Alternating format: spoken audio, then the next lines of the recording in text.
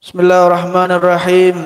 Nawaitu ta'allum wa ta'lim wal ifadha wal istifadha wal nafa' wal intifa' wal mudhakara wa tadhkir wal hatha ala tamassuki bi kitabillah wa sunnati rasulih wa du'a lil huda wa dilalata ila al khair ibtigha'a qurbihi wa thawabihi min Allah subhanahu wa ta'ala. Qala Sayyidina al-Imam al-Habib Abdullah bin Alawi bin Muhammad al-Haddad fi kitabih an-nasaihu diniyah ila qawlih wa min akhwafu ma yukhafu minhu ala sahibihi su'ul khatimah al-bid'atu fid din wa kadhalika al-idmaru syakki fillahi wa rasulihi wal yawmil akhir falyahdhar al-muslimu min dhalika ghayatul hadar. Sudah ada. Al-Habib Abdullah bin Alawi bin Muhammad al-Haddad, beliau mengatakan daripada yang paling ditakuti oleh kita adalah su'ul khotimah. Mudah-mudahan yang istiqomah hadir burda meninggal dalam keadaan husnul khotimah. Apa itu yang paling ditakutkan meninggal dalam keadaan su'ul khotimah? Yang pertama, al-bid'atu fiddin. Orang yang melakukan sesuatu hal yang baru di dalam agama tapi melenceng. Nah, ini yang bikin su'ul khotimah. Bid'ah itu ada dua, ada bid'ah hasanah, ada bid'ah sayyi'ah. Burda ini bid'ah, tapi bid'ah hasanah di zaman Nabi tidak ada.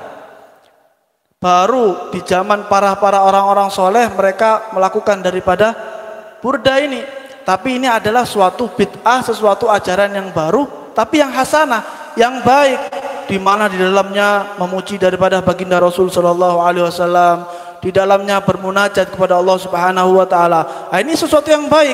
Yang buruk apa? Yang menyebabkan daripada su'ul khotimah adalah sesuatu yang baru, tapi yang jelek.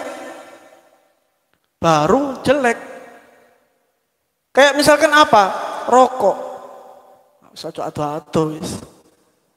Rokok ini sesuatu yang baru dan jelek. Ada rokok yang bagus? Tidak ada. Rokok di dalam kesehatan aja menyebabkan penyakit, apalagi di dalam sesuatu yang bisa menjauhkan kita dari Allah Subhanahu Wa Taala. Bahkan sampai kadang orang-orang ini kalau tidak rokokan itu gelisah. Kalau orang-orang dulu gelisah itu sholat, zikir, sholawat. Kalau orang sekarang sholat sumpek, tambah ngombe-ngombean. Wes sumpek ngombe-ngombean mari ngono judi. Wah wis tepak wis ngelos neraka ndono anune wis los. Ndono saringane wis. Nah ini yang harus diperbaiki. Oh, rokok haram? Enggak. Terserah kalian mau ngerokok, fadol. Rokok ini masih muskilah. Ada yang mengatakan haram, ada yang mengatakan makruh. Ono sing ngomong sunnah ya, apa lek ngomong sunnah ini? Embus apa sing ngomong sunnah tapi para orang-orang soleh, para ulama itu mengatakan kalau tidak haram, makruh, antara dua ini. Tidak bisa kalau langsung meninggalkan rokok, pelan-pelan. Misal sehari rongpak. Misal dikurangi 1 pak. Dikurangi lagi 1 bulan, 2 bulan, dikurangi lagi 1/2 pak. Bisa kayak gini. Angel, Beb. Angel. Tapi yaitu kalau misalkan sesuatu yang baru harus di pelan-pelan. Kalau semakin kita melakoni daripada sesuatu yang baru yang bagus, itu insya Allah akan mendapatkan pertolongan dari Allah Subhanahu Wa Taala. Kemudian yang kedua apa? Yang kedua adalah ragu di dalam Allah dan Rasulnya. Ragu sama Allah, tidak yakin hatinya 100% sama Allah. Nah, ini hati-hati. Ini harus hati-hati. Kita sebagai hamba itu sudah apa kata Allah sudah. Kita melakukan kebaikan misalkan. Kita melakukan sholat, kita melakukan puasa, kita melakukan zakat, haji, umroh setiap bulan. Tapi masih ragu sama Allah.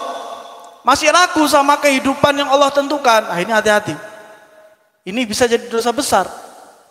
Semua yang kita lakukan harus kita semua pasrahkan pada Allah Subhanahu wa ta'ala. Falyahdhar al-muslim min dzalikal ghayatal hadr. Kata Habib Abdullah Al-Haddad, hati-hati bagi orang-orang muslim di dalam dua hal ini.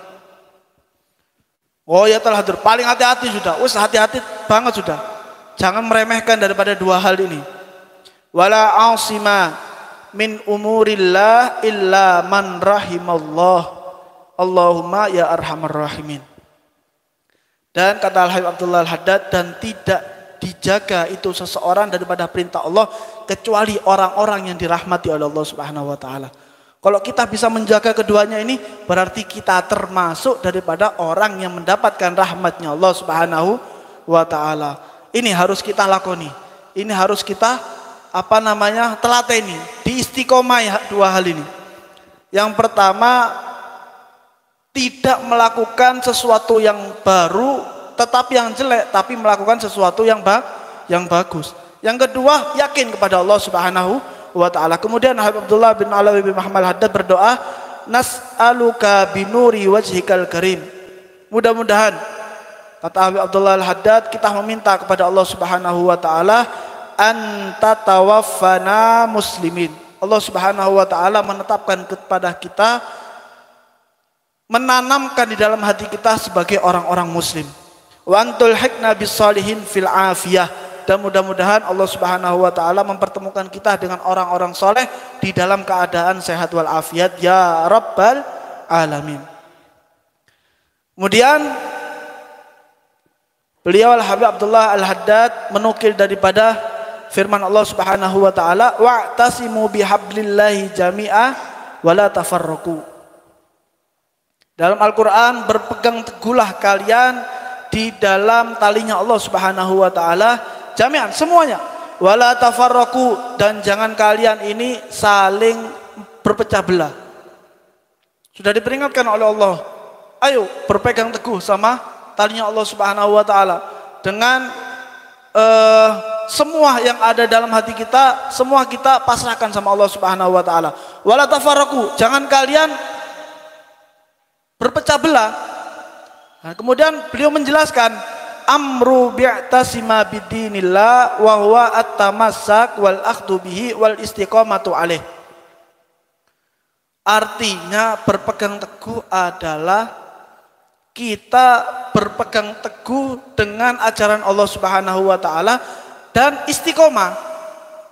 Sesuatu yang istiqomah itu memang berat. Istiqomah sholat, istiqomah sudah sejauh-jauh hadir burda, berat. Tapi ini semua mendapatkan manfaat yang luar biasa.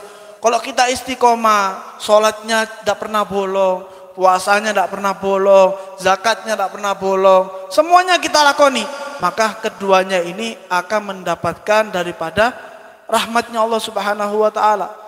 Kita kalau sudah berpegang teguh sama Allah Subhanahu wa ta'ala, tidak mungkin ada yang jelek.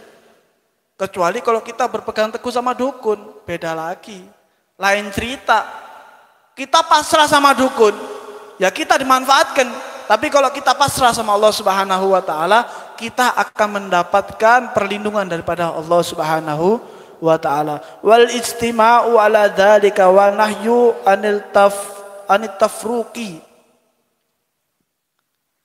Dan beristima, berkumpul seperti ini dan menjauhi daripada perpecahan. Kalau zaman sekarang ini paling gampang memperpecah belah umat. Gampang, umat ini gampang untuk dipecah belah. Jadi kita ini sebagai orang yang cerdas, orang yang bisa berpikir, harus pinter-pinter di dalam berpikir.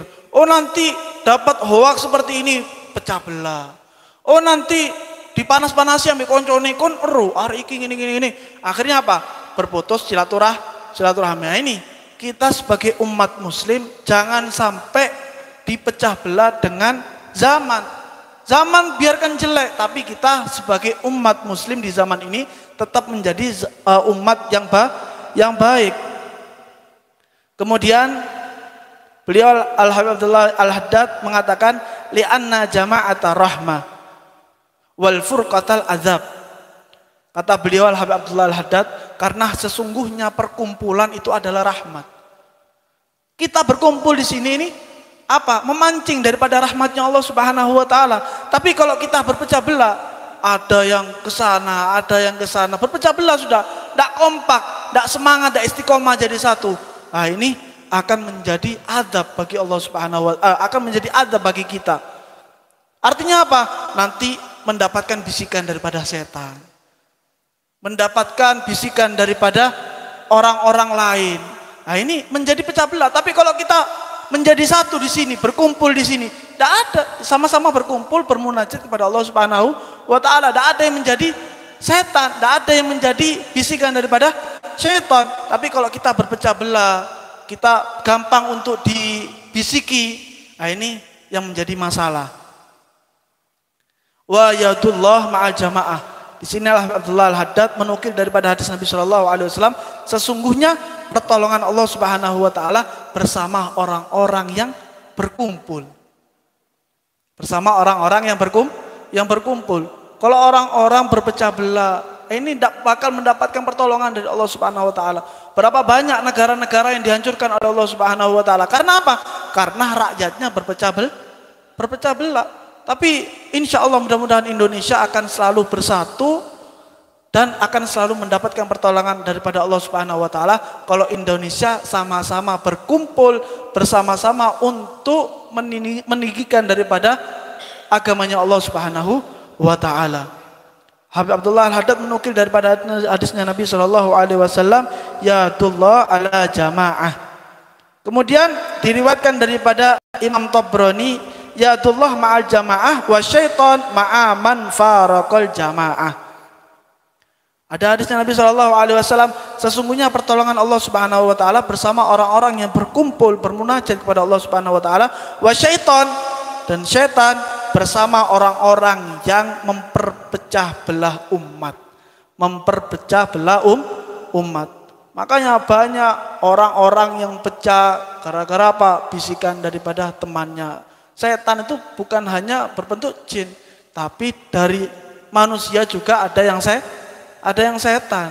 Dari manusia juga ada yang setan. Bahkan jinnya manusia itu lebih parah. Hah? Enggak dulu. Ngomongin dulu jadi.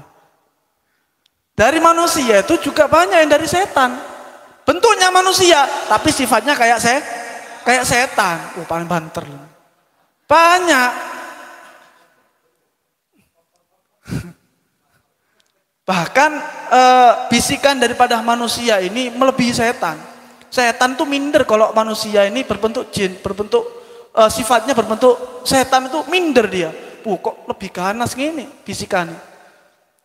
Manusia itu kalau sudah membisiki, kon ojo, koncoan ambek iku. Kon musuhan ambek iku. Nah, ini lebih parah. Bahkan sampai ada yang bunuh-bunuhan. Itu gara-gara siapa? Ya gara-gara manusia berbentuk jin ini. Jin berbentuk manusia beda mana? Nah, ini gara-gara manusia berbentuk setan. Tapi kalau jin hanya dibisiki, kon pecah belah, musuhan itu.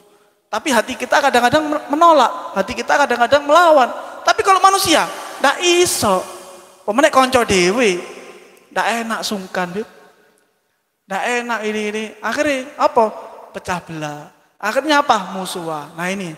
Harus hati-hati. Mudah-mudahan Allah Subhanahu wa taala mempersatukan kita di dalam ketaatan pada Allah Subhanahu wa taala. Mudah-mudahan Indonesia dijaga oleh Allah Subhanahu wa taala daripada pecah belah umat. Amin ya rabbal alamin. Mudah-mudahan yang sakit daripada kita disembuhkan oleh Allah Subhanahu wa taala. Mudah-mudahan yang punya hajat daripada kita dikabulkan hajat-hajatnya. Mudah-mudahan yang punya urusan dilancarkan daripada segala urusannya. Mudah-mudahan yang punya utang dilancarkan, dilunasi daripada utang-utangnya. Mudah-mudahan semua yang istiqomah hadir di tempat ini pulang dari sini tidak membawa dengan tangan kosong, tetapi membawa daripada rahmatnya Allah Subhanahu wa taala, membawa daripada ampunan Allah Subhanahu wa taala. Amin ya rabbal alamin. Mungkin ini saja yang dapat Al-Fakir sampaikan. Yang sedikit ini mudah-mudahan bisa bermanfaat untuk Al-Fakir sendiri dan juga bermanfaat untuk antum sekalian, dan mudah-mudahan yang sedikit ini bisa diamalkan dan juga bisa disebarkan kepada yang lain. Amin ya rabbal alamin. Hadza minni wal afu minkum. Assalamualaikum warahmatullahi wabarakatuh.